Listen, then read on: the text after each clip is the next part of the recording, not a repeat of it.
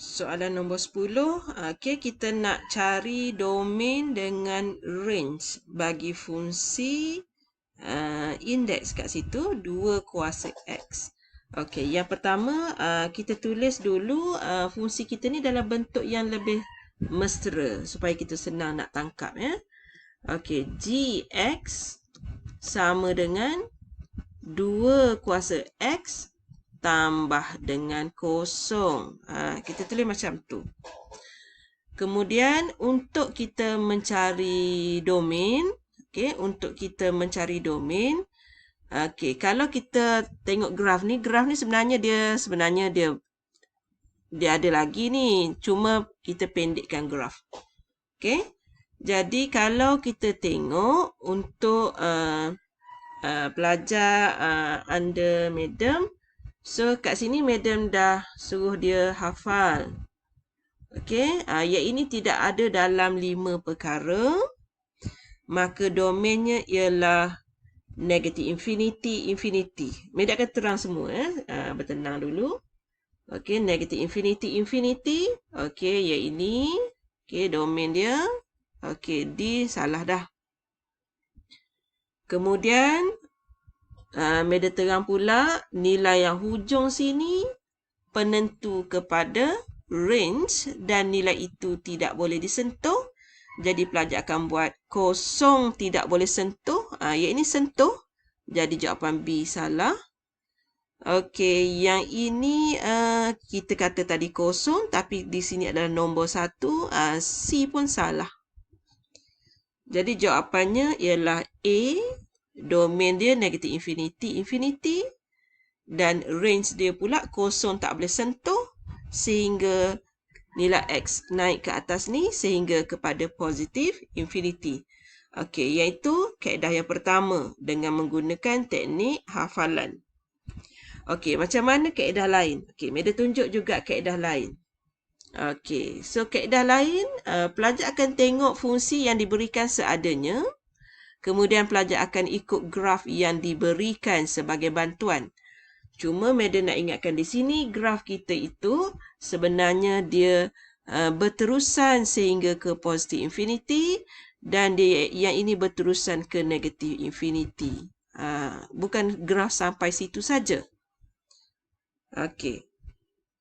Kemudian kita tengok dari segi apa yang ada pada paksi X. Paksi X ada negative infinity sampai infinity. Paksi X kita panggil domain. Okay, negative infinity, infinity. Itu yang ada pada paksi X. Kemudian paksi Y pula, Madam akan tengok nilai yang ini based on graph. Nilai yang ini, nilai paling bawah kosong sehingga seterusnya. Dan kita dapati nilai kosong itu tidak disentuh. Okay, nilai kosong itu tidak disentuh. Maka range untuk F, nilai kosong tidak disentuh. Sehinggalah nilainya infinity. Boleh? So, jawapan nombor 10 ialah A.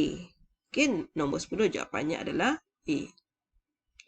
Okey, macam mana kita nak tahu sama ada graf itu sampai situ ataupun terus ada anak panah yang macam Madam buat ni? Okey, Madam bagi contoh yang lain.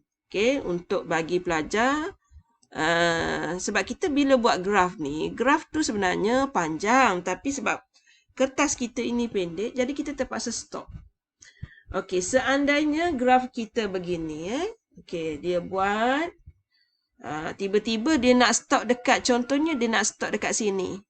Dia akan buat simbol bulat kat situ ataupun simbol hitam contohnya. Kalau yang itu dia akan potong lah, yang ini dia tak buat. Yang ini dia tak buat dan contohnya katakan kat sini dia buat open.